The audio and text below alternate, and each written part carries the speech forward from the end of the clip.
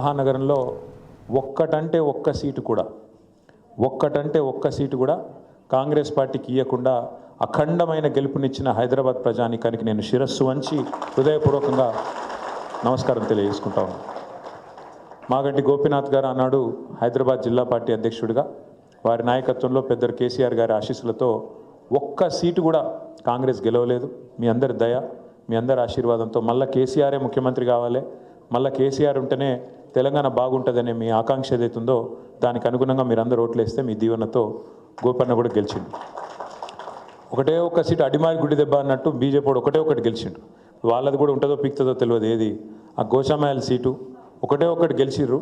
అది కూడా ఈ మధ్యన ఏదో రాజీనామా చేసిర్రు ఏదో అంటారు. మరి అది కూడా మళ్ళీ ఎలక్షన్ వస్తుందా ఏందో నాకైతే తెలియదు.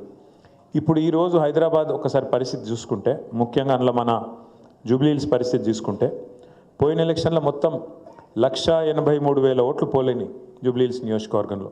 అందులో మనకు 80,000 పైచిలకు ఓట్లు మనకు వచ్చినాయి.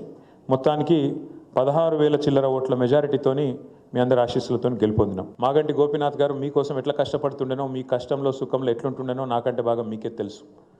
ఎన్నడూ కూడా ఏ సందర్భం వచ్చినా, ముఖ్యంగా పేదవాళ్ళు, బస్తీలలో ఉండే ఆడబిడ్డలు కానీ అన్నదమ్ములు కానీ, మన కష్టం ఉంది అంటే తనతోని అయితే మంచి చేసిండు తప్ప ఎవరికి చెడు చేసిన నాయకుడు అయితే కాదు. అట్లాగే తమ్ముడు రాజ్ కుమార్ పటేల్ కూడా మీ అందరి ఆశీస్సులతో కార్పొరేటర్గా గెలిచిన తర్వాత తను కూడా మీకు అందుబాటులో ఉంటున్నాడు, పనిచేస్తున్నాడు.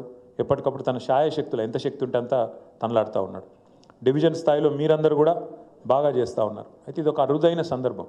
ఎవరం అనుకోలేదు ఇట్లా గోపీనాథ్ గారు అకాల మరణం, ఇట్లా గోపీనాథ్ గారు అనుకోకుండా చనిపోయి వాళ్ళ మళ్ళీ ఉప ఎన్నిక జరుగుతుందని చెప్పి మేము ఎవరం కూడా అనుకోలేదు.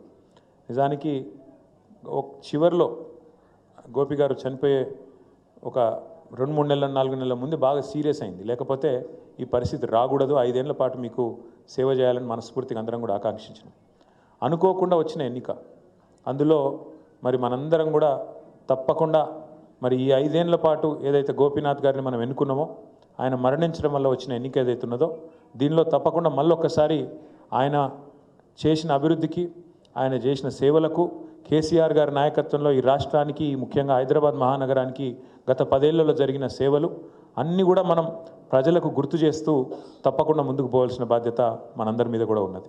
10-12 ఏళ్లలో కేసీఆర్ గారి నాయకత్వంలో, ఆ రోజు మాగంటి గోపీనాథ్ గారి నాయకత్వంలో ఏమేమి జరిగినాయి ఒకసారి యాద్ చేసుకోండి. 1,00,000 మంది పేదలకు మనం ఆనాడు మన ప్రభుత్వంలో జీవో నంబర్ 58 కింద 59 కింద 1,00,000 మంది పేదలు, గూడు లేని వాళ్ళు అక్కడనో ఇక్కడనో 60 గజాలు 40 గజాలు 30 గజాల మరి ఆడపోయి ఒక గుడిసెనో ఒక చిన్న రేకుల షెడ్ వేసుకుంటే 1,00,000 మందికి పట్టాలు ఇచ్చిన నాయకుడు కేసీఆర్ గారు హైదరాబాద్లో అనే మాట నేను మీకు యాద్ చేస్తాను.